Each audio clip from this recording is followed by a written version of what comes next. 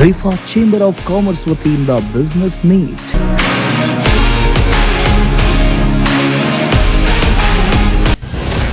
Business meet ಜೊತೆ ಇಫ್ತಿಯಾರ್ ಕೂಟ ಆಯೋಜನೆ.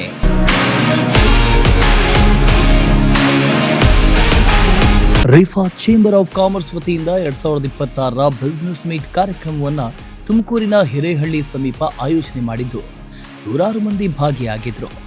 ಪ್ರತಿ ವರ್ಷದಂತೆ ಈ ವರ್ಷವೂ ಸಹ ವ್ಯಾಪಾರ ಹಾಗೂ ಉದ್ಯೋಗಾವಕಾಶಗಳ ವಿಸ್ತರಣೆಯ ಉದ್ದೇಶದಿಂದ ಈ ಕಾರ್ಯಕ್ರಮವನ್ನು ಹಮ್ಮಿಕೊಳ್ಳಲಾಗಿತ್ತು, ಆಯೋಜಿಸಲಾಗಿತ್ತು.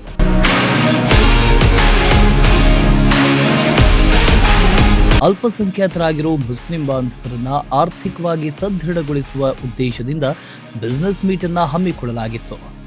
ರಾಜ್ಯಾಧ್ಯಕ್ಷ ಸೈಯದ್ ಮುಮ್ತಾಜ್ ಹಾಗೂ ಜಿಲ್ಲಾಧ್ಯಕ್ಷ ಯಹಿಯಾ ಖಾನ್ ಅವರ ನೇತೃತ್ವದಲ್ಲಿ ನಡೆದ ಬಿಸಿನೆಸ್ ಮೀಟ್ನಲ್ಲಿ ಉದ್ಯಮಿಗಳೊಂದಿಗೆ ಸಂವಾದ ನಡೆಸಿ ಮುಸ್ಲಿಂ ಬಾಂಧವರ ಆರ್ಥಿಕ ಅಭಿವೃದ್ಧಿಗೆ ಸಂಬಂಧಿಸಿದಂತೆ ವಿವಿಧ ಯೋಜನೆಗಳ ಕುರಿತು ಚರ್ಚಿಸಲಾಯಿತು.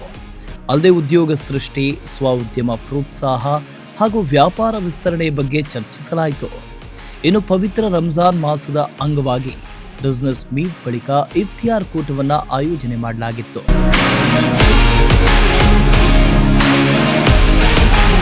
ಇನ್ನು ಈ ವೇಳೆ ರಾಜ್ಯ ಅಧ್ಯಕ್ಷ ಸೈಯದ್ ಮುಸ್ತಾದ್ ಹಾಗೂ ಜಿಲ್ಲಾಧ್ಯಕ್ಷ ಯಹಿಯಾ ಖಾನ್ ಮಾತನಾಡಿ, ಬಿಸಿನೆಸ್ ನೆಟ್ವರ್ಕಿಂಗ್ ಹಾಗೂ ಇಫ್ತಿಯಾರ್ ಕೂಟವನ್ನು ಆಯೋಜನೆ ಮಾಡಿದ್ದು ತುಮಕೂರಿನಲ್ಲಿರೋ ಉದ್ಯೋಗಿಗಳನ್ನ ಆಹ್ವಾನ ನೀಡಿದ್ದೇವೆ.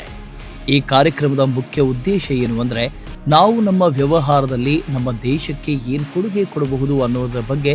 ಯಾಕಂದ್ರೆ ನಮ್ಮ ಏರಿಯಾ, ನಮ್ಮ ಊರು ಉದ್ಧಾರವಾದರೆ ನಮ್ಮ ದೇಶ ಉದ್ಧಾರವಾದಂತೆ ಅಂದರು. ಸರ್, ಇವತ್ತು ಎಲ್ಲರಿಗೂ ಮೊದಲನೇದು ನಮಸ್ಕಾರ. ಇವತ್ತು ಏನು ಕಾರ್ಯಕ್ರಮ ಅಂದರೆ, ನಮ್ಮ Rifa chamber of commerce and industry ವತಿಯಿಂದ ಇಫ್ತಿಯಾರ್ ಕೂಟ ಹಾಗೂ ಬಿಸ್ನೆಸ್ ನೆಟ್ವರ್ಕಿಂಗ್ ಅಂತ ಒಂದು ಪ್ರೋಗ್ರಾಮ್ ಕಂಡಕ್ಟ್ ಮಾಡಿದ್ದೀವಿ. ಈ ಉದ್ದೇಶದಿಂದ ನಾವು ನಮ್ಮ ತುಮಕೂರಲ್ಲಿರೋ ಉದ್ಯಮಿಗಳು, ವ್ಯವಹಾರಸ್ಥರು ಅವ್ರಿಗೆಲ್ಲ ಆಹ್ವಾನ ನೀಡಿದ್ದೀವಿ. ತಾವೆಲ್ಲ ನೋಡ್ತಿದ್ದೀರಾ, ನೂರಾರು ಸಂಖ್ಯೆಯಲ್ಲಿ ಇವತ್ತು ಉದ್ಯಮಿಗಳು, ವ್ಯಾಪಾರಸ್ಥರು ಸೇರಿದ್ದೀವಿ.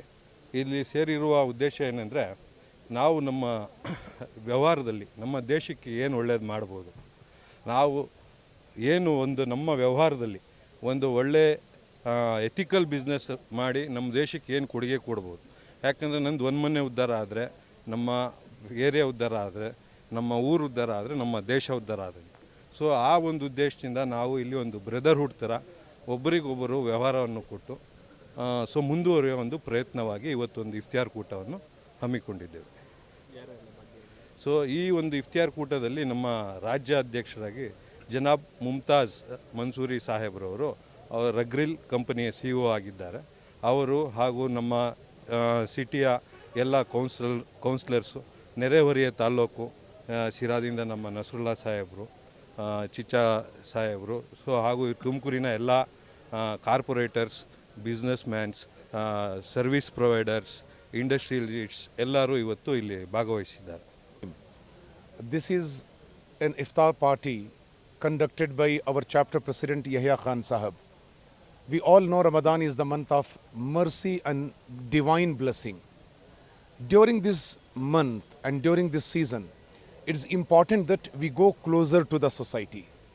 We approach those people who are absolutely closer to us from the perspective of being the part of our family, from the perspective of being the part of our society, from the perspective of being the part of our nation. Bringing all of them together over iftar, over the divine iftar, especially at the time when we break the fast, and making them realize that we all are blessed and enriched by the divine blessing of Almighty God is a real sensational feeling. I congratulate Yahya Khan Sahab for these wonderful efforts. He has collected all the major community officials here, and I'm seeing hundreds and hundreds of people in and around. I congratulate him, and I also warmly welcome many more aspects, many more constructive aspects of the society which has been discussed over the speech here. Thank you so much. It's a great pleasure to be here. ಇನ್ನು ಇಫ್ತಿಯಾರ್ ಕೂಟದಲ್ಲಿ ನೂರಾರು ಮಂದಿ Muslim ಬಾಂಧವರು ಭಾಗಿಯಾಗಿದ್ದು ಸಾಮೂಹಿಕವಾಗಿ ಪ್ರಾರ್ಥನೆ ಸಲ್ಲಿಸಿದ್ರು.